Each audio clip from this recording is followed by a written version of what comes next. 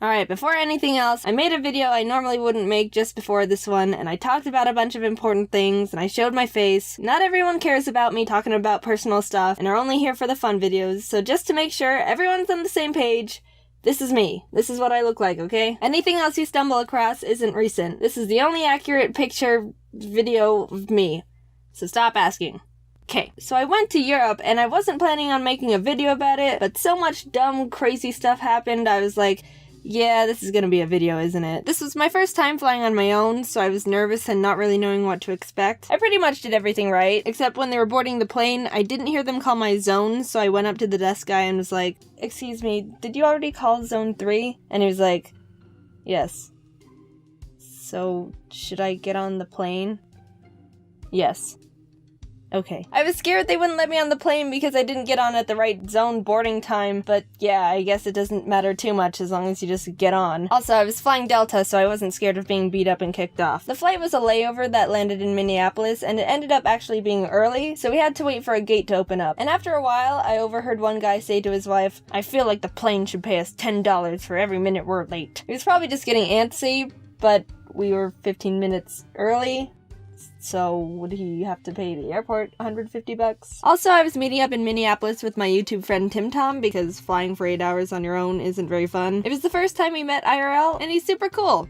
And tall. He's really tall for a marshmallow. On our flight, there were a bunch of funny things we entertained ourselves with, one of which included Tim being a nerd and hacking one of the little airport app games with a program he made on his computer to cheat and give him all the answers. It was the one that gives you a random assortment of letters and you have to make all the words you can out of them. So we got to Amsterdam after a long flight, and you know, I never really understood jet lag until then. Every emotion is like exponentially enhanced. We were tired, things were dizzy, our brains didn't work, everything was hilarious. We were so hungry that when we got something to eat, it was like the friggin' best thing we've ever and will ever have in our lives, even though it was just a dumb bagel. And it didn't help that everything was in a language that we didn't understand. Dutch is probably, to an English speaker, one of the weirdest languages to look at. It looks just enough like English at a quick glance, but then you stop and try to read it, and it's like, wait, something's not making sense here. What are you even trying to communicate here? It looks like a 2-year-old just smacked a keyboard a bunch of times. Now here's the story that'll live on in infamy, the rice cooker incident. So to try and save money and think ahead, I decided to buy a travel rice cooker to be able to make some quick meals in the hotel room in case we can't find food sometime during the trip. We picked up a few groceries, and when we got back to the room, we realized the hotel didn't give us anything. There wasn't a fridge, there wasn't water, we didn't have a chair, the frickin' shower didn't even have a door to it. So there were 2 problems at hand. First of all, what are we gonna do with all this produce without a fridge? And second, how are we gonna prepare it? We started trying to get innovative and think of things in the room we could cut produce with. What if we sharpen our credit cards? But we ended up going down to the lobby and stealing a butter knife. I don't know how people can rob banks and jewelry stores, dude, because taking that butter knife was enough to make me break into a nervous sweat. And literally, no one cared if it was gone. It's probably a bit of a time saver for them because it's one less stitch to clean. We got back to the room without being caught because we're master heist planners, but noticed, wait, we don't have anything to cut stuff on. So then we had to be even more resourceful and use a tour guide coupon booklet they gave us as a makeshift cutting board. It was the most scrappy, sad kitchen setup probably ever. Tim tweeted a picture of it. I'm sorry, Gordon Ramsay. Some people probably would have given up at this point and said it wasn't worth it, but it was too late to go back. We stole for this meal. We were in too deep. After laboring for way too long over cutting onions and peppers with a dull butter knife on a soggy tour guide that got shredded paper on everything, it was finally time to plug in the rice cooker and make everything worth it. We put all the ingredients in the cooker, plugged it into the wall, and all the power went out. Uh-oh.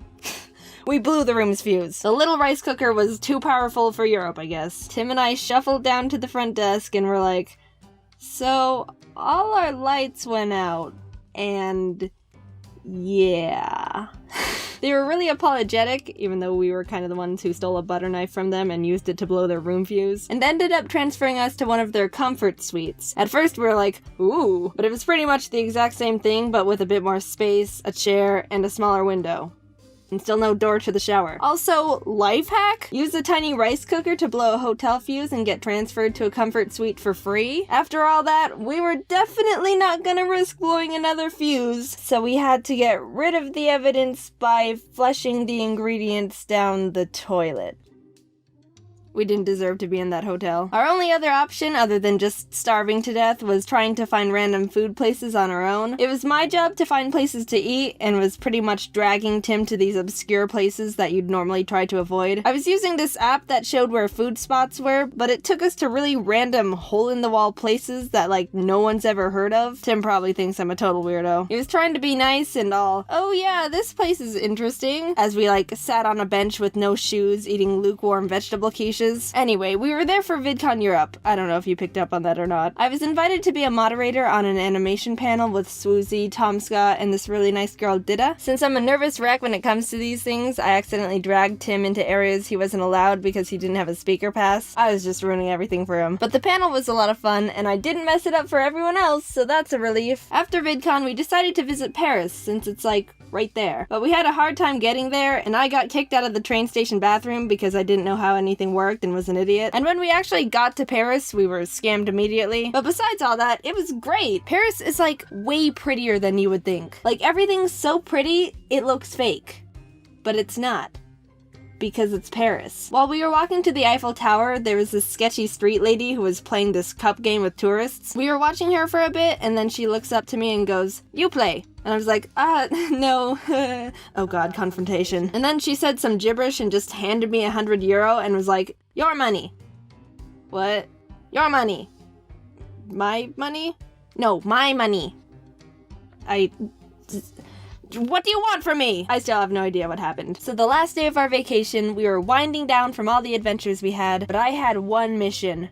Redemption. I wanted to find one final restaurant that wasn't weird to make it up to Tim because I'm a horrible friend who drags people to weird hippie places. Over the whole trip, I'd say the majority of the places I tried to find were not great. Like, not bad, but if it was put into test scores and I had to show the graded paper to my parents, they wouldn't have been happy. I sifted through the app for way too long, focusing harder than any average person should have. I just wanted a normal place. This was my last chance. The standards were already low. It literally just had to not be weird. I pick one out, we walk over to it, and as soon as we step one foot into the place, a lady comes up to us and goes, "We only have 2 meals left. Sit down and we'll make them for you." Oh, okay. How crazy coincidental is that? We walk in and they just happen to have exactly 2 meals left. We're 2 people. The meals were just waiting for us. It was almost fate. We had no idea what we ate. It was still weird. Tim definitely still thinks I'm a weirdo. Going to Europe was the first real break from YouTube I've had in forever, and man, do I feel rejuvenated, like heck yeah, energy! But yeah, I'm excited to be back working on videos. Also, Tim made a video about the trip too. You should go watch it. If you want, I'm not gonna tell you what to do, but like, I highly suggest it. This is kind of like a collaboration 2-part video thing because he talks about parts of the trip I only brushed over. There were so many weird things that happened they couldn't just fit into one video, but yeah, you'll like it. Go tell him hi. Except every time I tell you to say hi to someone, their comment section gets spammed with, "Jaiden says hi!" And they probably don't like that. So maybe like, just one of you guys says hi. I don't know, you'll figure it out. Also, the Jaiden plushes are finally shipped out. I'm really sorry it took so much longer than I promised. The factory was having some troubles and blah blah blah. But here's a little secret just for you. Oh, what was that? Oh, no, can't say anything else. Don't rewind back to it. Bye.